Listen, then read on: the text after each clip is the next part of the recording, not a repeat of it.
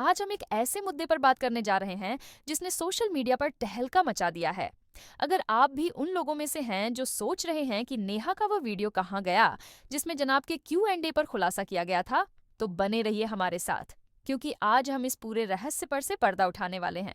So guys, welcome to another podcast of sweet mom गपशप channel. तो friends, Neha ने हाल ही में एक वीडियो डिलीट किया जिसमें एक अहम सवाल का जवाब दिया गया था। सवाल यह था, क्या सच में कोई आरोप सही है? क्या यह महज अफवाहें हैं या फिर इसके पीछे कोई बड़ी साजिश छुपी है? इस वीडियो में कोई टाइमलाइन नहीं दी गई थी, न ही किसी घटना के बारे में स्पष्ट रूप से बताया गया था। यह साफ तौर पर एक डिनायल था जिसमें किसी भी प्रकार की अफवाहों को गलत ठहराया गया था। लेकिन सवाल यह उठता है कि अगर वीडियो में कुछ गलत नहीं था, तो फिर उसे डिलीट करने की जरूरत क्यों पड़ी? नेहा ने इस वीडियो को हटाने के पीछे का कारण बताया कि उन्हें कई फेक मैसेज आ रहे थे और बैकग्राउंड में कई चीजें चल रही थीं। लेकिन क्या ये पूरी सच्चाई है, या फिर पर्दे के पीछे कुछ ऐसा हो रहा था जिससे बचने के लिए वीडियो को हटाया गया? अगर वाकई नेहा किसी से नहीं डरती, तो फिर यह कदम क्यों उठाया गया? दोस्तों, ये मामला जितना सीधा दिखता है उतना है नहीं। सोशल मीडिया की दुनिया में सच्चाई और अफवाहों का मेलजोल इतना बढ़ चुका है कि असली सच तक पहुंचना आसान नहीं।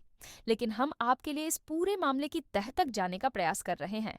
अगर आप भी इस मामले से जुड़े नए अपडेट्स पाना चाहते हैं, तो चैनल को सब्सक्राइब करें और बेल आइकन दबाना न भूलें। कोई अगर सच्चाई छुपाना चाहता है, तो वो सबसे पहले क्या करेगा? वही जो हुआ, वीडियो डिलीट करा दी गई। मगर ध्यान दीजिए, अगर नेहा डर गई होती, तो क्या वो इस तरीके का टाइटल रखती? मासूम रिश्तों वाला वीडियो। ये टाइटल ही साफ इशारा करता है कि उसने अपने फैसले के पीछे कोई मजबूरी नहीं, बल्कि एक स्टैंड लिया है। अगर डर हावी होता, तो न वो यह टाइटल रखती और न ही ब्लॉग में अपनी सच्चाई सामने लाने की कोशिश करती। नेहा ने अपने ब्लॉग में यह स्पष्ट किया कि जो बातें उसने बताई हैं, वे 100% सच हैं। वह कहती है कि हमने जो चैट्स और दूसरी चीजें साझा की हैं, वे केवल 5% हैं। असली सबूत इससे कहीं ज्यादा हैं।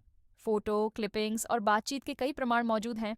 लेकिन इसी के साथ उसने यह भी कहा कि उसकी खुद की एक निजी जिंदगी है, जिसकी वजह से वह सब कुछ सामने नहीं ला रही। पहले भी जब उसने इस मुद्दे पर बात की थी, तो बड़ी जिम्मेदारी के साथ आई थी, और अब फिर से बिना किसी डर के जवाब दे रही है। अगर यह झूठ होता, तो यह खुद ही समय के साथ खत्म हो जाता, क्योंकि झूठ के पैर नहीं होते। लेकिन सच का अपना वजूद होता है, और वही कारण है कि इसे दबाने की कोशिश हो रही है। अगर वीडियो में बताई गई बातें गलत होती, तो परिवार वाले खुद सामने आकर खंडन कर सकते थे, लेकिन ऐसा नहीं हुआ। इसके बजाय परिवार पर भी दबाव डाला गया और उन्हें चुप रखने की कीमत चुकाई गई। नेहा ने अपनी वीडियो में कहा कि जैसे ही यह मामला सामने आया, उसे और भी कई प्रमाण मिले। लोगों ने खुद आकर उससे संपर्क किया। अगर वह फेस कैम में वीडियो न बनाती, तो शायद इतने लोग उसके पास नहीं पहुंच पाते। मगर उसने अपनी पहचान उजागर की, और यही वजह है कि उसे चुप कराने की कोशिशें तेज हो गईं। सबसे बड़ा सवाल यही है, अगर सब कुछ झूठ था, तो क्यों उसे रोका गया? क्यों वीडियो हटाई गई? क्यों परिवार वालों को भी चुप रहने के लिए मजबूर किया गया? नेहा ने बिना किसी डर के अपनी बात रखी, और यही सबसे बड़ा सबूत है कि कुछ न कुछ तो जरूर छुपाया जा रहा है। इस पूरे मामले को अगर ध्यान से देखा जाए, तो साफ समझ में आता है कि सच्चाई को दबाने की कोशिश हो रही है। नेहा ने न सिर्फ अपनी बात रखी, बल्कि यह भी बताया कि वह अब भी उस बच्ची से मिलती है और उसकी मदद कर रही है। ये कोई मामूली बात नहीं है। अगर कुछ गलत नहीं हुआ होता, तो इतनी सख्ती से इस मुद्दे को दबाने की जरूरत ही क्यों पड़ती? घर के अंदर की बात बाहर आई और सबसे पहले नानी तक पहुंची। फिर नानी ने इसे गांव में फैला दिया। इसका पूरा फायदा उठाया क्रेजी कजन ने, जिसने इस मामले को अपनी दुश्मनी आगे बढ़ाने का जरिया बना लिया। लेकिन असल मुद्दा यह है कि सच्चाई को बाहर आने से कोई रोक नहीं सकता। भले ही इसे दबाने की कोशिश की जाए, मगर सच कभी भी पूरी तरह छिप नहीं सकता। अगर सब कुछ सही था, तो फिर वीडियो डिलीट कराने का दबाव क्यों बनाया गया? क्यों फैमिली की तरफ से इतना प्रेशर आया कि नेहा को पीछे हटने के लिए मजबूर होना पड़ा? और यही नहीं, जो लोग पहले इस मुद्दे पर खुलकर बोल रहे थे, वे पॉडकास्टर, वे यूट्यूबर्स, अब अचानक अपनी भाषा क्यों बदल चुके हैं? पहले जो सच का खुलासा करने की बात कर रहे थे, अब वे इस मुद्दे पर चुप क्यों हैं? अगर ध्यान दिया जाए, तो देखा जा सकता है कि कई पॉडकास्टर और रिएक्शन चैनल्स जो पहले इसे उजागर कर रहे थे, अब इस मामले को दूसरी दिशा में मोड़ने की कोशिश कर रहे हैं। ऐसा क्यों? क्योंकि उनके मुंह भी पैसे से बंद कर दिए गए हैं। पहले जिनका पूरा चैनल इसी सच्चाई को सामने लाने पर टिका था, वे अब पलट चुके हैं।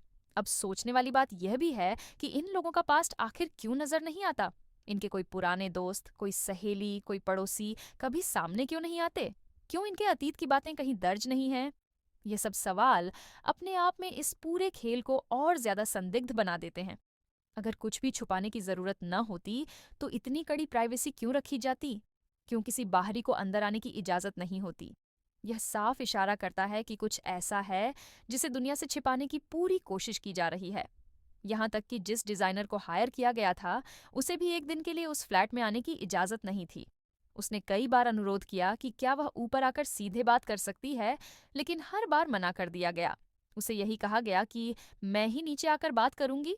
यह बताता है कि न सिर्फ इंडस्ट्री से दूरी बनाए रखी गई, बल्कि अपनी निजी जिंदगी को भी पूरी तरह से बाहरी दुनिया से अलग रखा गया। बेशक हर किसी को अपनी प्राइवेसी का अधिकार है, लेकिन जब इतने सवाल खड़े हो रहे हों तो यह मानना पड़ेगा कि उस चार दीवारी के भीतर कुछ ऐसा हो रहा था जिसे बाहर आने से रोका जा रहा है। अगर कुछ भी संदिग्ध नहीं था तो कोई पड़ोसी, कोई रिश्तेदार, कोई जान पहचान वाला तो सामने आता। लेकिन ऐसा क्यों नहीं हुआ? और सबसे बड़ा सवाल, अगर यह सिर्फ एक वीडियो थी तो उसे हटाने की जरूरत ही क्यों पड़ी? क्यों कुछ पॉडकास्टर जो पहले सच का खुलासा करने का दावा करते थे, अचानक पलट गए? ऐसा क्या बदल गया कि उनकी भाषा ही बदल गई? क्या सिर्फ इसलिए कि अब उन्हें चुप कराने के लिए कोई बड़ा ऑफर मिल गया? नेहा ने खुद इस बारे में खुलकर कहा कि अगर उसने फेस कैम वीडियो न बनाए होते तो शायद इन घटनाओं के नतीजे अलग होते। उसने कंसीक्वेंसेस शब्द का इस्तेमाल किया, जिसका मतलब है कि वह पूरी तरह से जानती है कि इस सच को उजागर करने के क्या परिणाम हो सकते हैं, लेकिन फिर भी उसने इसे सामने लाने की हिम्मत दिखाई। नेहा साफ कहती है कि उसने जो कुछ भी बताया है वह 99.9% नहीं, बल्कि 100% सच है। अब तक सिर्फ 10% प्रूफ ही दिखाए गए हैं, जबकि उसके पास पूरे सबूत, पहचान और सभी चीजें मौजूद हैं। उसका कहना है कि अगर खुलेआम झूठ फैलाया जा रहा है तो क्या उसे चुप रह जाना चाहिए? क्या कोई इंसान इस हद तक लोगों को धोखा दे सकता है और फिर भी आराम से पैसे कमा सकता है? असल सच्चाई यही है कि इस पूरे मामले को दबाने की कोशिश की जा रही है।